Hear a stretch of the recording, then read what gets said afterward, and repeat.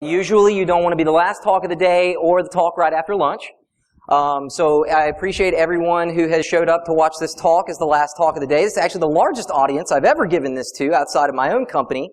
And I was at RSA a couple of months ago. So very excited to see everybody here, especially some of the younger people we have in the audience today. This is a topic that's very near and dear to my heart. I've been making the circuit, giving this talk for a couple months now. It's been pretty well received. And actually, just this week, Microsoft dropped a press announcement, which I saw on Slashdot. They're creating a Minecraft educational edition, which I think really validates everything that I have in this presentation. So we'll get to all that stuff in just a moment. As the slide says, my name's Jared White. I'm a product security architect at VMware AirWatch. I've even got the new collateral and everything up because I'm a good employee.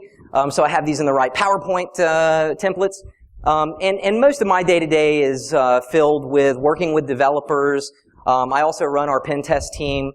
So we actually break the product. We've got, is anyone out here an AirWatch user? Anyone use AirWatch in the organization? One dude, two dudes. Okay, cool. Thank you. That's cool. And you probably hate it. Because it's a compliance and a security management tool. It's basically the CCS of mobile phones. So everybody hates it. Our company's been trying to get 5-star reviews on the app stores for years now, and I'm like, give that up. That's never going to happen. So, one of the things that we do where I work is, okay, this is also new. This is the first time I've given this presentation on an iPad Pro.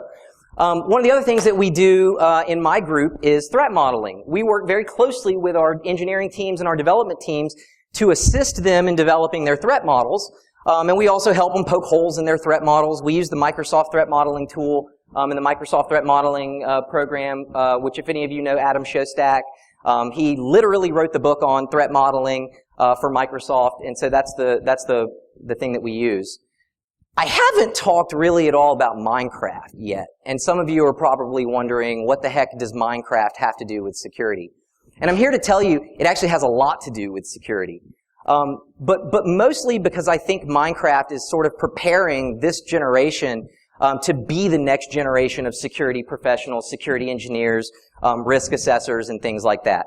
So I'm going to dive right into it. I'm long in the tooth anyway, and this is a long conversation. I actually usually have a video that I'll show at the end too, but I always have a problem with that video. I can either not play it and get sound, or I can play it and get no sound, so it's completely worthless, so I've cut it out of my presentation. But if we have like 20 extra minutes at the end or something, I'll load up the video. So here are some things that we'll talk about today, but let's dive right in. So why Minecraft, right? Well, there are a lot of reasons why Minecraft. Minecraft teaches people to think in, it teaches people to threat model on the go. It teaches people to work in three-dimensional space and also have to secure their possessions in three-dimensional space. Attacks can come from the sides, they can come from above, they can come from below. There are environmental attacks, there are actual threat agents that are out there to get you, who are actively trying to harm you. As it turns out, Minecraft is a really solid simulator for the real world whenever it comes to threats. The other interesting thing about Minecraft is that there are very real consequences, well, I shouldn't say that, but there are serious consequences within the Minecraft world for bad security, just like there are in the real world, right? If we're not good at information security, if we don't practice it properly, we don't implement it properly, and we don't really understand it, we're going to fail at it. But you know, one day I was just sort of sitting at home playing Minecraft. I've been playing Minecraft for, I don't even know how long, since it was in alpha stages. So I've been playing Minecraft for a long time. I've been doing information security for about 14 years. So one day I'm sitting at home and I'm playing Minecraft, and I'm trying to secure my valuables from getting destroyed by these creepers, which we'll get into. And I started thinking, man, Minecraft is actually a really interesting way to think about information security topics and challenges. And so that's what led me to put together this presentation. And of course, the other reason is mining. That's why Minecraft. We play Minecraft because it's fun, because we like to mine. I finally got my wife playing Minecraft a couple of years ago. Before that, she just could not understand the appeal, and now she's just like absolutely obsessed with it, and she thinks it's so therapeutic. And really, all she does is mine. Like, that's it. She just mines and then builds these big castles and stuff, which I guess really is the only point of Minecraft. So these probably look pretty familiar to you for anyone who's in application security. Is anyone in application security, by the way? Anyone involved in threat modeling? Doesn't have to be application threat modeling, but system threat modeling or network threat modeling. Anyone? I see someone getting nudged and elbowed up there. That guy probably is. So these properties are all probably pretty familiar to most of us as information security professionals, particularly in development and engineering groups and application security, but they're certainly applicable outside of those groups as well. So these properties are also properties and concepts that are important in Minecraft. Security, performance, and user experience. Now, user experience is a little bit of a stretch, so bear with me there. But these are all very important concepts within the world of Minecraft. And I've listed a couple of reasons why these are important concepts up here. We'll explore these more here in a moment. But of course, in security, there are some really important ones, right? In Minecraft, you have to eat to survive. And in order to eat, you either have to hunt your food or you have to grow your food. So that's sounds very simple on the surface. Anybody play Minecraft? Now here's where the hands go up, right? Like, hey, who's into InfoSec? Crickets. Who does threat modeling? Crickets. Who likes Minecraft? Yeah, everybody likes Minecraft. So most of you will be familiar with this. You'll know these things. I'm not going to teach you about Minecraft today, although you probably will learn a lot about Minecraft. You also have to protect your assets, right? So you spend hundreds of hours playing Minecraft, and you do what? You build big castles and towers and maybe replicas of spaceships. You gather a lot of diamonds and valuables, and you put them in chests in your house. So you have things that you want to protect, right? And there are threats in the environment that will destroy those things that you love, just like in the real world. And so you have to protect those assets, and that's a big component of the game, and that's actually what you spend a lot of time in the game doing, is protecting yourself, protecting your buildings, your structures, and your goodies that you spent hundreds of hours beneath the earth delving for. Performance. So Minecraft is an open world. It's a big sandbox. Minecraft can be, at one point, we operated a Minecraft world that was one of the largest in the world, in the real world. It was about the size of the state of Rhode Island, which is very large for an interactive computer game. And one of the problems is that our world was so large, it was really a pain in the butt to try and get around, right? So, I had to run 1,000 blocks if I wanted to go hunting for something because people had already depopulated the forests around where we had all settled. Or I had to stake out 5,000 blocks somewhere else and build a new castle because some jerk moved in next door and built a giant statue of himself, right? I don't want to live next to that. So it's important to be able to get around very quickly and efficiently in Minecraft. And the other thing is that you have to be able to get around safely. And that's a lot more difficult than it probably sounds on the surface. And then the final thing here is user experience, right? If we're gonna say that Minecraft is a world simulator, we have to have a base assumption here that we're playing Minecraft, right? So if we're using Minecraft as a model for something, we have to assume that we're playing Minecraft. And this is our user experience requirement. We have to play Minecraft. We have to enjoy Minecraft. And what other reason is there than exploration, creativity, building, things like that, right? So in our threat model, what we're going to say is, one of our requirements is that you also want to just live in a Minecraft world and play in a Minecraft world and play the game of Minecraft. Otherwise, what's the point of this conversation?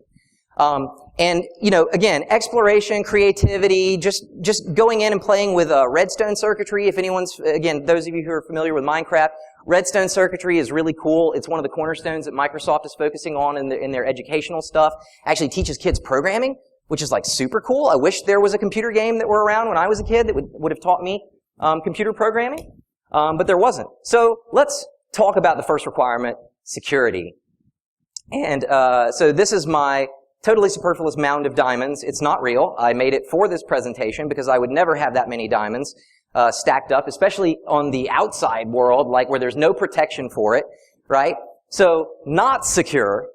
This is not secure, but these are some of the assets that you're interested in securing, right? Sweet, sweet diamonds. And those of you who play know how this is. You're down under the world, right? You're mining, and then all of a sudden you see this little blue glint, this little gleaming, and you're just like, diamonds, right? So that's why you play Minecraft. There's no point in Minecraft if you don't get diamonds. So the other thing that's really important about Minecraft are your personal possessions, your tools, your property, your livestock, in this case, your farms, your fields, all of your agro stuff, your animal husbandry, all of this stuff are things that you want to protect. In the early iterations of Minecraft, these things would actually be trampled and ruined by bad guys in the environment. So one of the things, so actually a buddy of mine built this farm. It's probably easier for me to reach over here. A buddy of mine built this farm. He has no fence around it. Now that would not have been how I would have designed a farm, but he started playing later in the Minecraft stages where animals wouldn't just roam across your food and trample it and destroy it. That used to happen in alpha. That was really frustrating. So we started putting fences around our farms. That's threat modeling, right? At the end of the day, that's threat modeling. I have an asset that I'm trying to protect, and here's a threat to it, and so I'm taking a mitigation step in order to protect that asset. It's as simple as putting a fence around your farm. Now, obviously, you put fences around your livestock because they will wander off and disappear if you don't put a fence around them, so they're really captive prisoners, but we try to treat them well. They're crammed in there pretty hardcore, but just ignore that. It's cool. They're really well cared for. And of course, we feed them all the time. I'm sorry? Sure, yeah. We'll go with that because it seems much more compassionate. So yes, they're programmed to like it. And then, of course, you have chests down here, so you have seeds that you use to plant food, and then also the food that you harvest, you throw into a chest. And so you want to protect this stuff as well. This stuff can be stolen, it can be destroyed. Now, one thing to keep in mind is that today when we talk about Minecraft threat modeling, what we're really protecting against are environmental threats. We're not talking about other humans. Okay? Griefers are a whole other thing entirely, and there's really not a whole lot you can do to protect yourself from them except not allow them onto your server to begin with. And that's why I whitelist my server, and I know at the end of this presentation I will get at least one person who says, "Can I come and play on your server?" The answer is no. I bet you're all very cool people, but I don't know any of you well enough to let you onto my server, or even give you the host name. So another thing that you want to make sure you secure are your dwelling areas, right? And then your transportation mechanisms. I tend to like to just build these big egomaniacal castles made of onyx and obelisk, and then or onyx and granite, and then I'll build like a big obelisk on top as a sort of a glory to me, right? So I like building stuff like that. I generally build these big castles and things like that. They don't serve a practical purpose for the most part, but definitely how you design your castle, and we'll dig into this one here in a moment, or a little bit later, but how you design your dwellings and how you design your workspaces are very important. One of the things we'll talk about is perimeter defenses. Perimeter defenses are extremely important in Minecraft, just like they are in the real world when we're talking about network security. So if we move on to performance, again, we talked a little bit about efficient transportation. You'll see here, this is a rail system, and where it's coming out of is actually a rail station.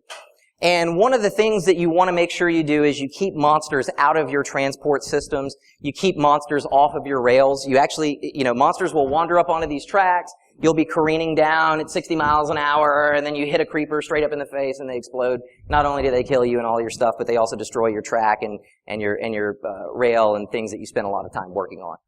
And that's pretty miserable. But you want to make sure that you keep all of the things that you need sort of around and in a safe area that you can travel between without having to worry about being continually attacked. And of course, you want it to be efficient. So you want to find the most efficient ways to travel. I believe the most efficient way to travel in Minecraft today, and I'll apologize, I'm actually working on this presentation kind of took the gusto out of me to play Minecraft for a little while. So 1.9 has come out in the last couple of months, which I still have not even played because seriously, I just cannot play Minecraft right now because I've been talking about it so much. But I think the most efficient mode of transportation is still the horse, which just seems wrong to say. But I think the horse is the best mode of transportation, followed closely by the rail system.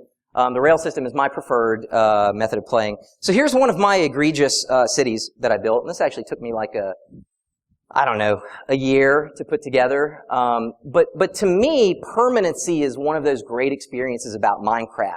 Putting a stake in the ground and then building something up around it. That's what I get out of Minecraft. That's what I like about Minecraft.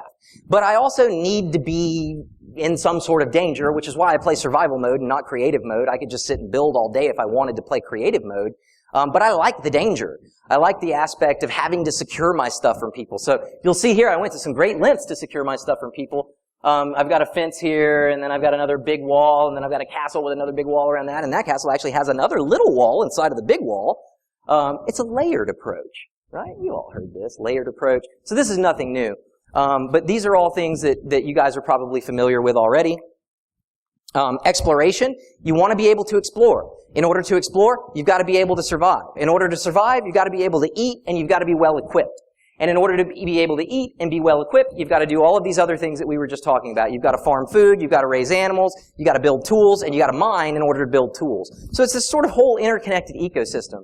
But exploration is really no fun if you constantly are dying, or you constantly get, a couple thousand blocks away, and then it starts raining, and you can't see the sun anymore, and now you're totally lost, and so you end up dying in the wilderness. Happened to me more than one time. And of course, exploring under the ground, this is always a little scary for me. Minecraft is like Half-Life to me. I don't know if any of you played Half-Life back in the day. But when I was in high school, like Half-Life used to just scare the heck out of me, man. Like, I would actually turn out the lights and play it in the dark with the sound turned all the way up because I liked that aspect of it. Minecraft is the same way, man. When you're down below the earth and there's monsters groaning and like moaning and stuff, and they could be one block on the other side of a wall from you, and you don't know where they are, but you can hear them, and that really freaks you out. So all of these things are things that people enjoy about Minecraft. So there's no point in playing this if you aren't gonna incorporate those things into our threat model. So here are some things about our environment. For those of you who don't play Minecraft, these may come as a shock to you. Monsters are a threat to your survival. Of course, no monsters in the real world, except during an election season. But monsters are a real threat for us in Minecraft. We also have a lot of environmental threats. Probably not one that we deal with much here in the southeast, but lava is a threat that's very prescient in the Minecraft world. Of course, falling to your death. Now, this is probably one that does happen a lot in the real world, but it is also a concern in the Minecraft world because falling from a great height is bad no matter how you slice it. Starving, again, something that really sadly happens here as well.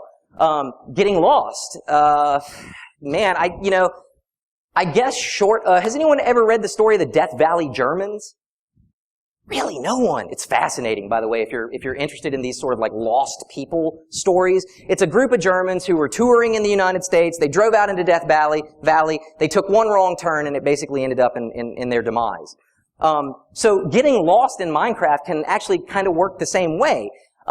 If you go far from home and you don't have landmarks that you can navigate with, you can use the sun. The sun is actually a very effective way in Minecraft, as it is in the real world, to navigate.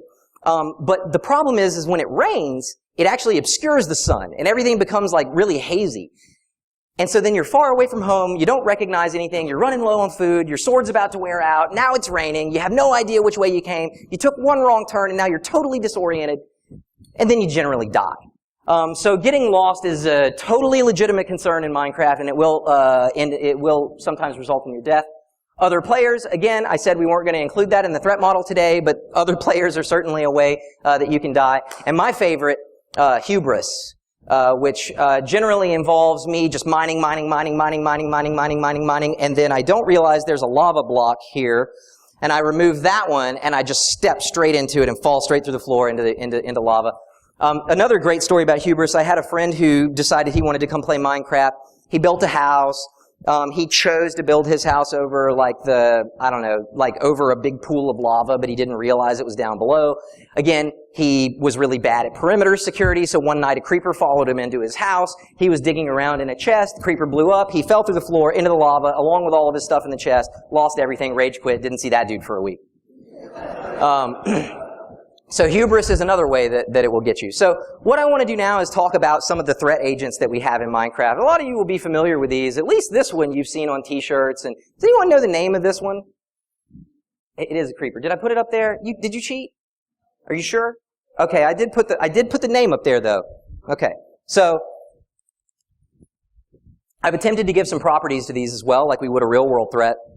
Creeper is a denial of service. Creepers are terrible. They're like the worst. And I mean that literally. Creepers are the worst. Like worse than those other people that people generally name when talking about who the worst is. They will sneak up behind you. They're very quiet. They're very, very sneaky. They will sneak up behind you, and when you least expect it, they will explode, taking you with them. Creepers are also one of the few mobs in the game that will actually destroy your loot. So that sucks. What really sucks is getting tag teamed by a pair of creepers. First one comes in, blows you up, all of your stuff falls on the ground, and around the same time that second one is exploding, and he catches you just in time to get all of your loot laying on the ground, and he explodes that stuff too. That's a rage quit moment for me. I generally leave and don't come back for a week. Now, all monsters in Minecraft have a remote access property. They can spawn anywhere where the light level is too dark. We'll talk more about that in a minute. I don't want to spend a whole lot of time on that now. But creepers, just short, they suck. Yeah, they're terrible. And they blow up your stuff, they blow up your structures, they blow up your houses, they blow up your loot. They're just awful. And next we have skeletons. Skeletons are interesting. I think of skeletons kind of as remote code execution. Race condition is a little bit of a stretch, but they do shoot at you faster the closer you get to them. So that's where I'm going with that. But remote code execution, these are ranged attackers, right? So they can stand on the other side of a chasm and shoot you across the chasm. And actually they're really nasty in 1.9 from what I understand.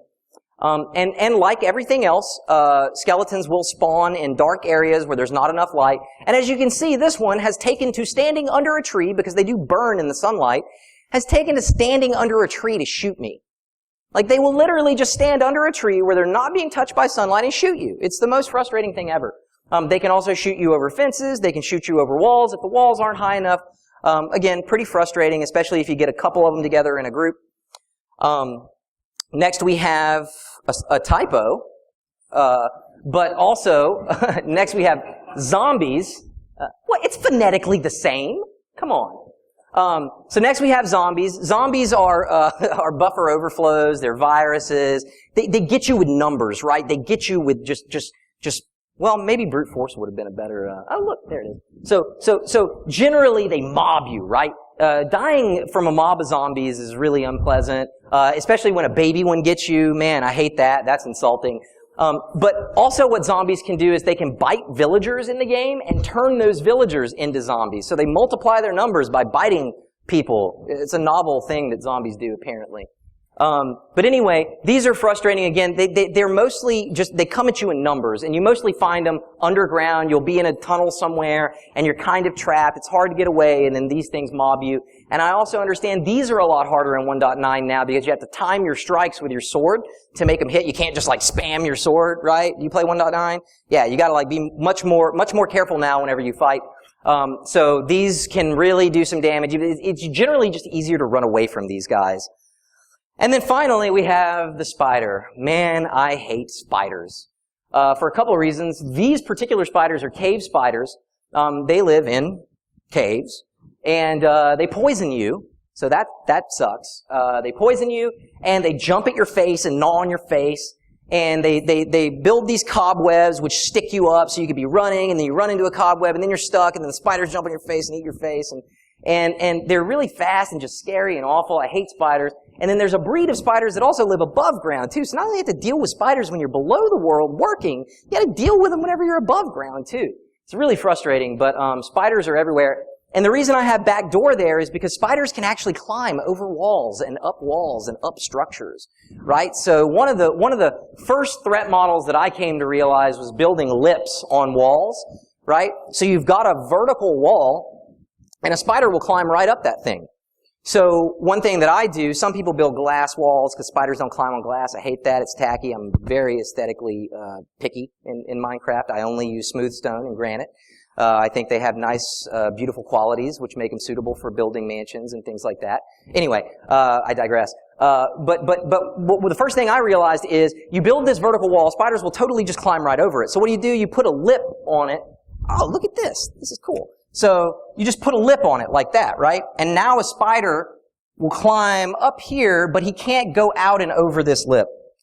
So, again, spiders, pain in the butt, but generally you can manage to get away from them, except the cave spiders, which are just terrible. Okay, so now let's get into what we have to work with here in Minecraft.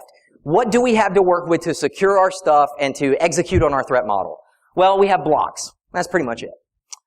In Minecraft, everything's a block. So we have blocks that are green, blocks that are blue, blocks that are strong, blocks that are very soft, blocks that are very resilient to attack and explosion, blocks that are not very resilient to attack and explosion. And some blocks, as I say here, make better building materials than others. I happen to be a fan of stone. Obsidian is the strongest block in the game, but it's extremely difficult to mine. And actually, I think I have a, oh no, this is I don't know why this is here. It's just a skeleton shooting me over a wall. But here's what I wanted to show you. This is not an exhaustive list of all the blocks in the game. This is a very small list of all the blocks in the game. But they are more or less organized by their resistance to explosion. So on the far end, you have dirt and sand. Terrible. If anyone remembers the old wise man built his house upon the sand, right? This is the terrible, terrible thing to build out of. You don't want to use dirt, sand, gravel. And even wood can be a little terrifying.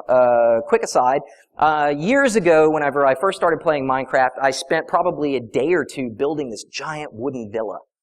Now, I don't know about you guys, but I have multiple homes in Minecraft, just like someday I will have in real life. And so I wanted to build a big, beautiful beachside villa. So what did I do? I built a big, beautiful beachside villa, and I selected only the finest wood to build this villa out of, a beautiful birch that grew right in my little area there.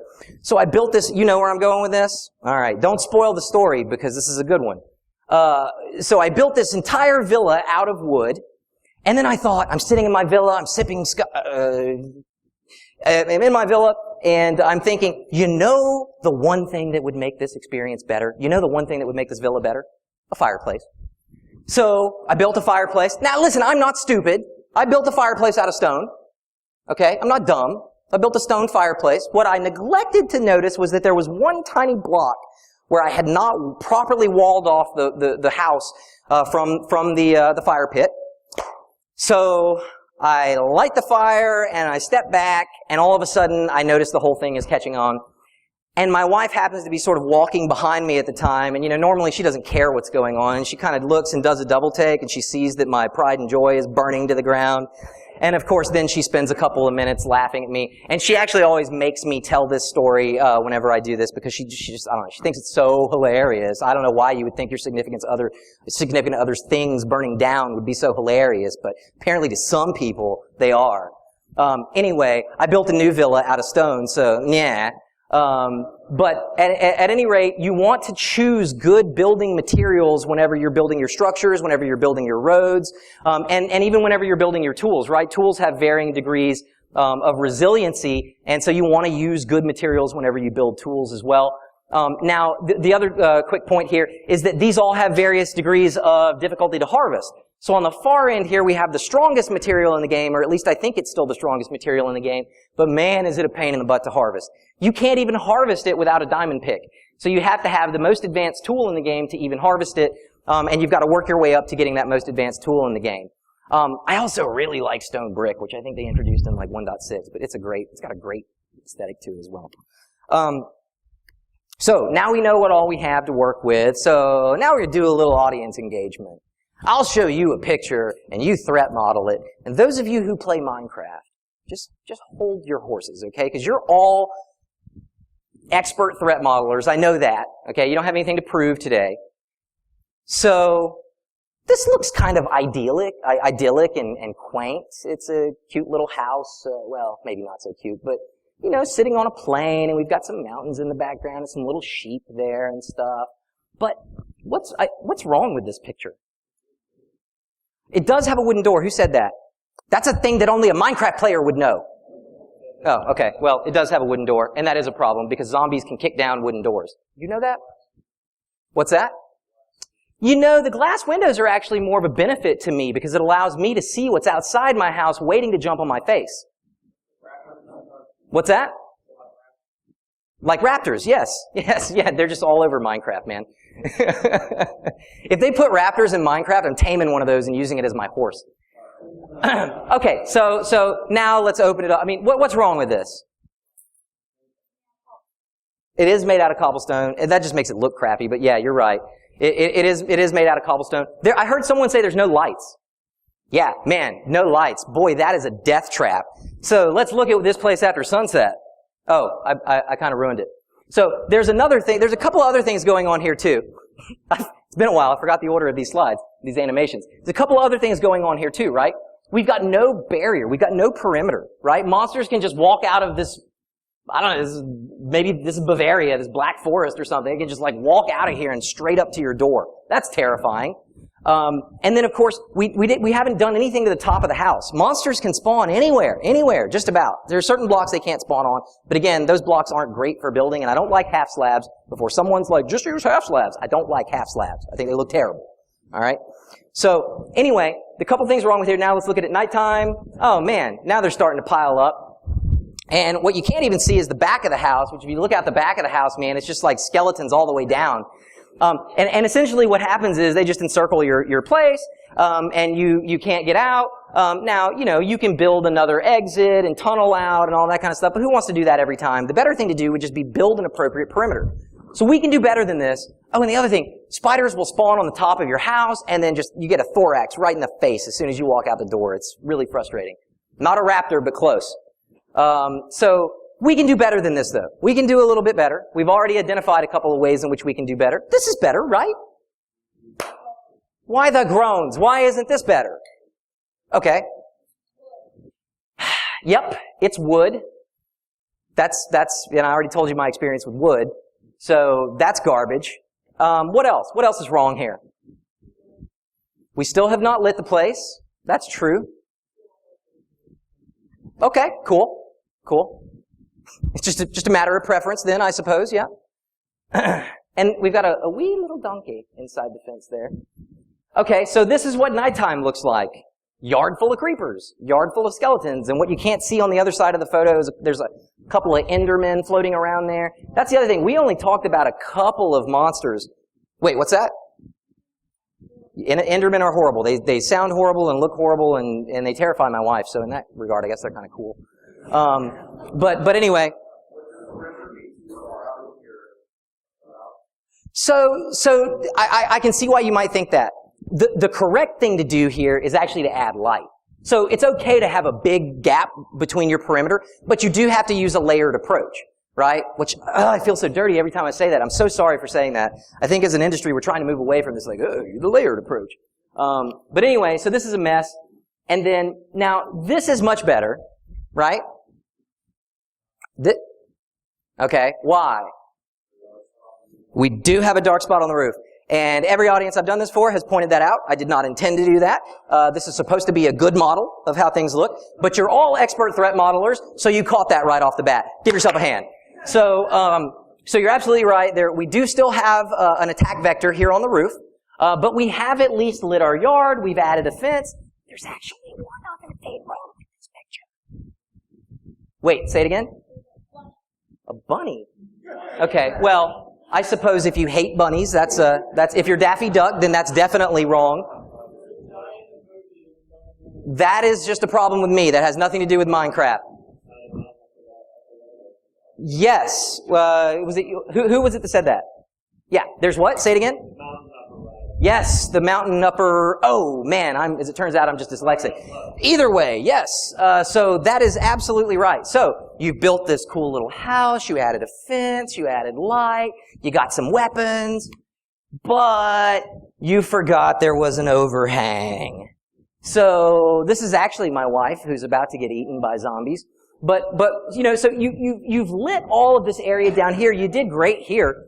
But there's a mountain up here, and there's no light up here. Now, if it were me, I would have lit that whole mountain up. I generally build these big torches like that Gondor uses to let him know when the enemy's coming.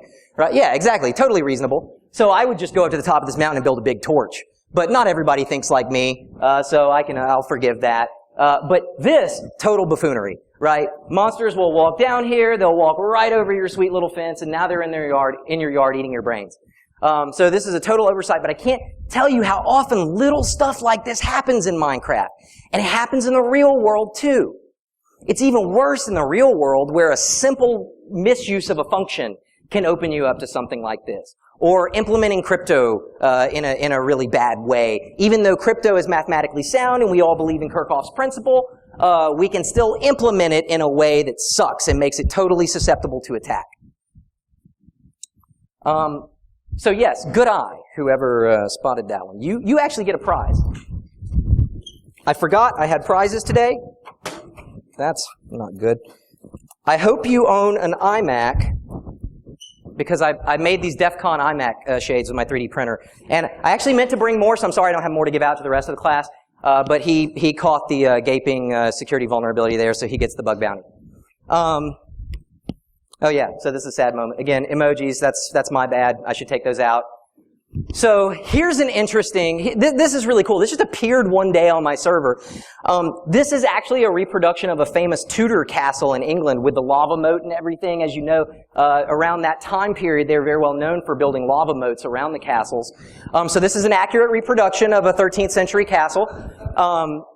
But what's really cool about, there's a couple of interesting things about this. It's a really good representation of a layered approach and kind of an interesting perimeter. The only thing that's not great is sort of the immediate perimeter outside of the water.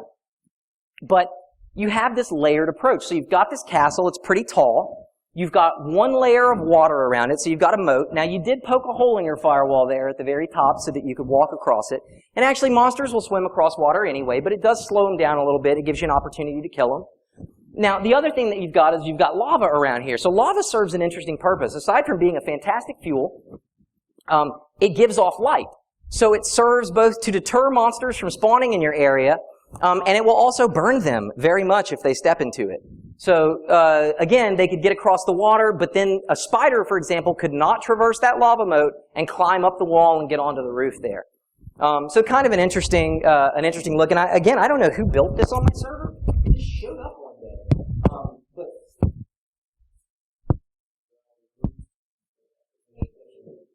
Who said that? Yes, actually yes. I don't want to be a jerk, but yeah, that is why I'm moving.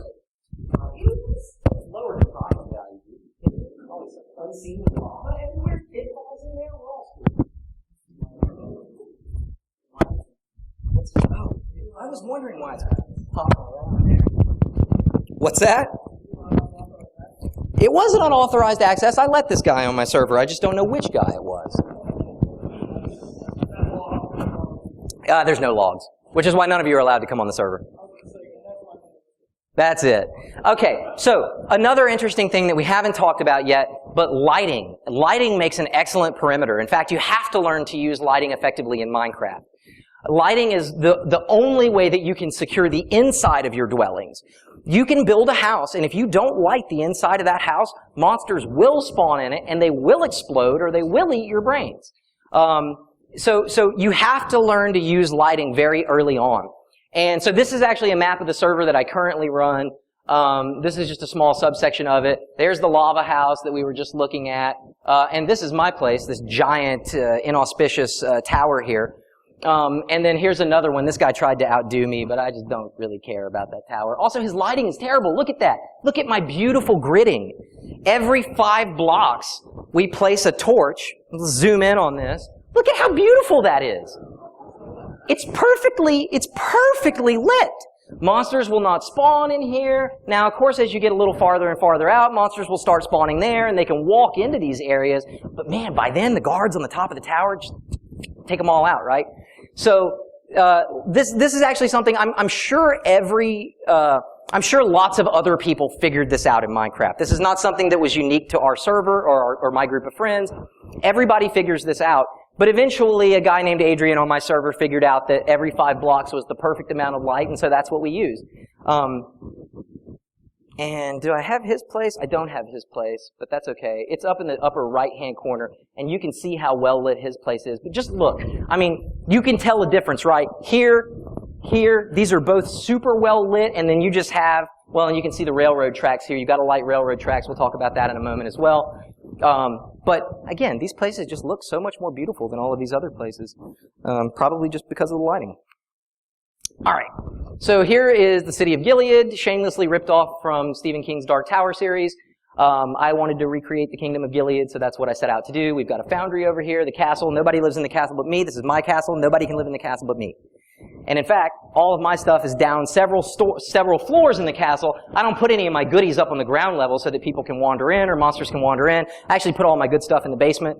But as you can see, I've taken a really crazy layered approach here. I have created an exterior fence, a wooden fence that, of course, spiders can climb over and skeletons can shoot over. But then I built a giant nether brick wall with a lip so that spiders cannot crawl over it. What you can't see is the front gates, which are very grand and beautiful and made of Corinthian marble and all that stuff. But anyway, and so then you've got the city. So now we've got a perimeter to keep things out of the city. But then we've got the city itself, and then we've got the castle in the middle of the city. Again, wall, wall, wall. Probably a little over the top. But, you know, that's how I roll. So again, this is just another idea of using blocks and lighting as a perimeter to push enemies farther and farther back.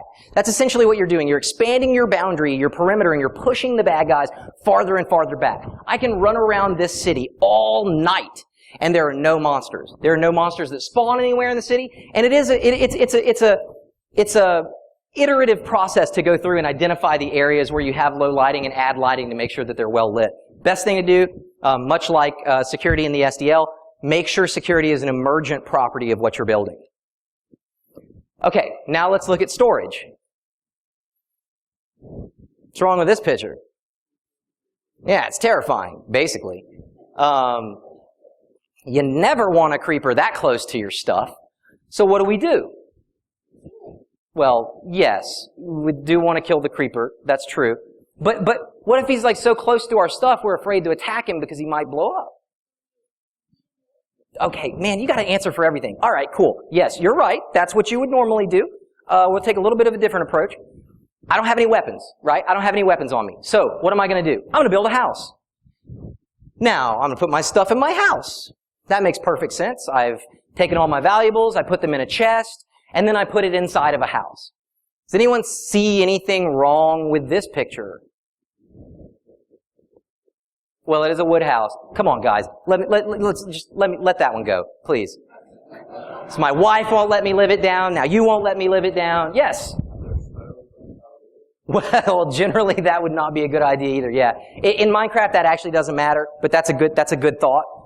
That is a stove, and it is right next to the wood. In any other scenario, that would result in a 5-alarm fire. Actually, the problem is that we have placed our chest on an outside wall. And creeper don't care where your chest is. Creeper's on the other side of the wall. Your chest is 1 block over from it, full of your diamonds. If for any reason you're outside piddling around your house, creeper shows up behind you, this will happen. It has happened to me. They will blow up the segment of your house, the wall of your house, and they will take the chest inside with them. So do not place chests or valuable items against an exterior wall. It took me a little while to learn that one the hard way. Oh, man, timing is everything on that one. And that's because you're in the danger zone. All right, cool. Got that out of the way. Here's another thing you can do. You can elevate your valuables. You can change their altitude, right? So here's another example. I just kind of cut a cross-section off of this little bungalow here. But you've got your ground level. Again, not great operational security down here. A monster can wander in there. But as you can see, I've got lights all around the outside here. And then you actually have to go up a floor, and then there's a ladder that you have to go up to get to the next level where the chests are. So you can elevate your chests or just put them out of reach of bad guys. Again, a spider could theoretically crawl over this wall, but they can't crawl over that lip, and even if they did, they can't get inside the building. How am I doing? Okay, cool. Here's another thing that you can do. Put stuff down. This is what I do in most of my buildings. I generally dig out this big basement. I want my stuff to be between the level that I live and the level that I work. Right? So I put all of my valuables sort of in between somewhere. And so this is kind of I don't know if this is going to make a lot of sense. It's not a very good presentation of it, but you go in this door, you turn to the right, there's a stairwell that goes down, you take the flight of stairs down, I don't know, it's probably 30 flights or something like that, and then you step off into this area where I have my chests and I have all my valuables here. And so again, monsters can still come up from down below, but they're so far down and you've lit the corridor so well that generally speaking, they're not going to come up those steps. In the old days, that did seem to happen a lot more, and I don't know if they just changed the way some of the monsters behave, but they don't seem to come up the steps very frequently anymore. So transport. Transport's an interesting one because in a couple of ways, I almost feel like this is the most analogous to real-world information security principles that we face.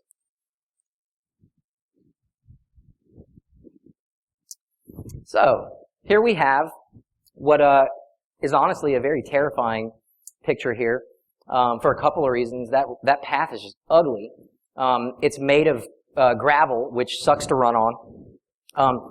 And in Minecraft, you actually, you lose health and you become fatigued as you run and as you do your activities and things like that. So you've got to eat in order to get your energy back so that you can continue to do things. If you run on a properly built surface, it actually you don't incur hunger. You don't lose that energy. So this is not a very good surface to run on because it will result in me losing my hunger bar. There's something else wrong with this picture. The path is not lit at all. I mean, I kind of feel like Hansel and Gretel once went down this path at some point. It's a terrible dark forest. There's probably stuff lurking on either side of the path. Now, this is a little bit better. We've lit the path, and actually we made the path cobblestone. So cobblestone and above, and maybe wood. I don't know if you know. You seem to be the Minecraft expert. Will wood take away your hunger? I don't know what that is. That's not no? Okay. Well, maybe it will, maybe it won't. I don't know. But cobblestone definitely will not, right? Stone won't, smooth stone, any of that stuff won't. So when you build footpaths and you build roads, you want to make sure you build them out of a material that you can constantly run on. Because you do not want to linger in this forest. Even though it's well lit, all the lighting does is really keep monsters from spawning on the path itself and just sort of lingering on the path. I guarantee you if we go 10 blocks on either side of this path, there are tons of monsters out there. So you always want to make haste whenever you're running down a path, and you want to make sure that the path is built of materials that will allow you to continue to run. So here's an interesting one. Railroads, which in my day we didn't have powered rails. We had to create these hacked together little rail. Did anyone ever do this? You create the little carousel rail, and as your cart goes by it pushes the other cart off of it and keeps it going at a really fast momentum. That's how we used to have to do it. Then they introduced power rails. These are actually not torches in the traditional sense. These don't really give off much light. These are just powering these rail blocks. So I don't want anyone to get confused. These are not actually torches that protect against monsters. These are just torches that power rails. So what's wrong with this picture? It has no light. We already established that. What else is wrong with this picture? Bingo. The track is easily accessible by mobs. And they will wander onto your track. Not just bad guys, actually. Livestock and stuff like that will wander onto your track as well. And there's nothing more frustrating than getting in a minecart, taking off, getting up to go get a sandwich, thinking, I'm just going to ride this rail on to the next stopping point. You come back, and it's at the game over screen, and all of your stuff is laying on the ground. Most of the time, you don't even know what happened because you weren't there. So generally what has happened is something has wandered onto the track, has stopped you from moving, and then as you sit there, I know that sometimes it will kick you back the other way, but there are situations where you can end up stuck on the rail. And as you sit there, monsters will then walk up and eat your brains and all that stuff that monsters like to do. So there is a way that we can protect against this. It's actually not super clever, but it works. We just elevate the track. We just raise the track about 20 blocks. This is my mead hall over here. But we raise the track about 20 blocks, and again, we have to light the track. Monsters will still spawn. They won't spawn directly on the track, but they will spawn on the blocks on either side of the track. So again, as you can see, I like to light the rails every 5 spaces, and then on the other side of the track, I put the power rails, because I'm a sucker for things lining up properly, and if I had to choose between the torches, that would really just set me off, so I just put them on different sides of the rail. But this way you get the light, you get the speed, you get the efficiency, and you get the protection of being elevated. Now, another point here is that even when you've elevated your rails, bad guys can get onto your tracks. This one took me a long time to kind of figure out, right?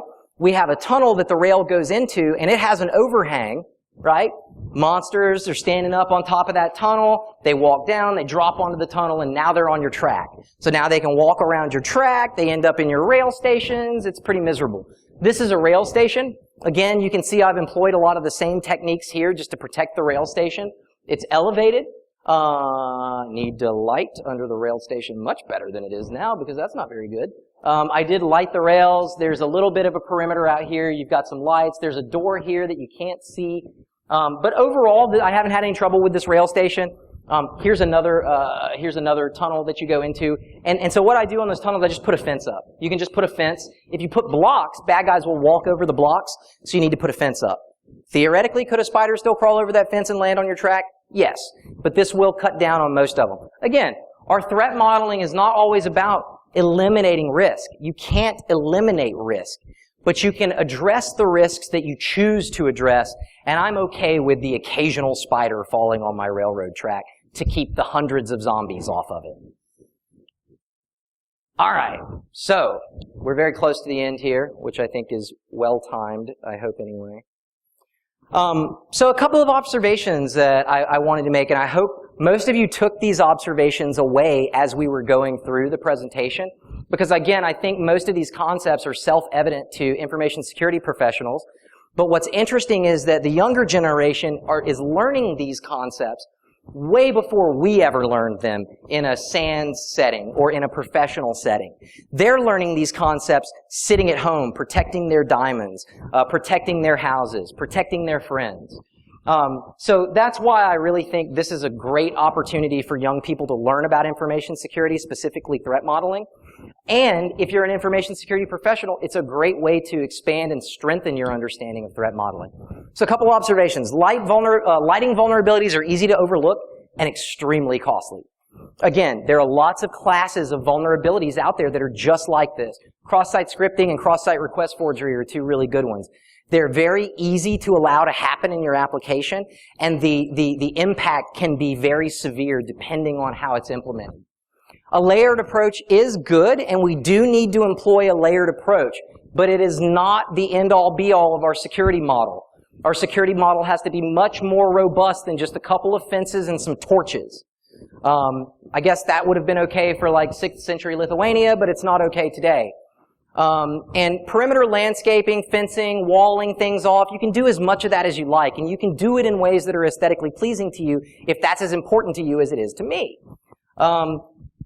There aren't any single solutions to all attack types, right? You have to employ a different control and a different protection for each class of monster, basically. We also didn't even talk about all the monsters. We talked about like 4 monsters and only monsters in one world. We didn't even get to the Nether. Yes?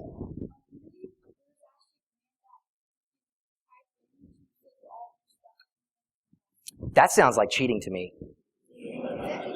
That does not sound like playing in survival mode. That sounds like God mode to me. All right, we'll catch up after the presentation on that statement. So there are lots more bad guys out here that we haven't talked about, and they come at you in different ways, using different weapons and using different techniques, right? So this is only scratching the surface of our threat vectors here in Minecraft, and again, there's no one single solution to all of them. And what I think is the most important takeaway from this discussion is that efficiency and security are very costly. In Minecraft, in order to make an efficient transportation system, you have to spend a lot of time mining precious minerals. You need gold, you need iron, you need wood, which you wouldn't think wood was that precious, but it can actually be difficult to get your hands on if you haven't set yourself up with a wood farm. God, it sounds so ridiculous when I hear myself saying those things. Anyway, so it's really very costly. And that's true of the real world too. Security doesn't have to be expensive, but the trade-off between security and user experience, or the trade-off between security and UI, or security and performance, are often quite expensive trade-offs. This is just true. I think we would all agree with this. And that's true of Minecraft as well. And again, as I pointed out, defense is centered only around monsters in this talk, not players. Mostly when you're dealing with other players, the best tools that you have at your disposal are a good offense. So wipe out the competition and steal all their stuff before they can steal yours. That's my preferred approach. Or obfuscation. That's about as good as you can get. So what I do is actually, never mind. All right, that's a good point. So what I do is, and I was going to tell you guys anyway. So what I like to do is, I build a little redstone piston wall, a false wall, and only I know the place on that wall where I have to put a redstone torch in order to activate the wall moving out. So it'll just be a nondescript wall or something like that. And then I stick the red torch on like one block, and the redstone circuit connects the pistons move away, and my chests are exposed to me. And that's where I put my minerals and diamonds and things like that. Again, that's just obfuscation though, right? If your friend is a real jerk, they're probably just going to take a pickaxe and just like go through all of your walls. Of course, that leaves an audit trail, so we can always go back and know that someone was in our house. Although I guess it doesn't. I guess you could go back and replace those stones and cover up your tracks. So again, we have to threat model that. We got to find a better way to control access to that. And then my final challenge to everyone is go play Minecraft. I asked, like, who likes information security and who likes threat modeling, and no one raised a hand. And I was like, who likes Minecraft? And everybody raised their hand. Look at how many other people out here are playing Minecraft already. Just go do it. It's a great way to learn threat modeling. It intuitively teaches you these concepts. I guarantee you will spend 5 whole minutes in the Minecraft world before you seriously start threat modeling. That's different than development teams. Development teams, it takes them a whole 6 months to see their failed efforts. Right? But in Minecraft, we see our failed efforts immediately. So you will learn threat modeling if you play Minecraft and you actually stick to doing it. So what can you do? I recommend standing up a server at your office. Stand up a server at your office, and then, after 5, everybody get together, play some Minecraft. Another thing you can do to spice things up, you can have a DM. For those of you who play Dungeons & Dragons and stuff like that, you can have an admin on the server who all he does is spawn mobs and monsters and stuff just to make you mad, right? They can call down lightning, they can do all kinds of stuff, right? You can set up these complex scenarios. You can play capture the flag games. Gamify it, right? I know that's the new buzzword about everything. How do you learn something? You gamify it. I know. But it's true. Minecraft is a great system for this. It's practically built for it. So don't take my word for it, or anyone who saw Reading Rainbow. Go play Minecraft, seriously. Stand up a server at your office, find some friends who want to play, and just immerse yourself in it. You will learn threat modeling, and it will improve your ability to take that information back to work and put it into practice. So that's it for me. I appreciate everybody sticking tight. If you have questions, I'd be happy to answer them. Otherwise, thanks for having me, and have a safe trip home.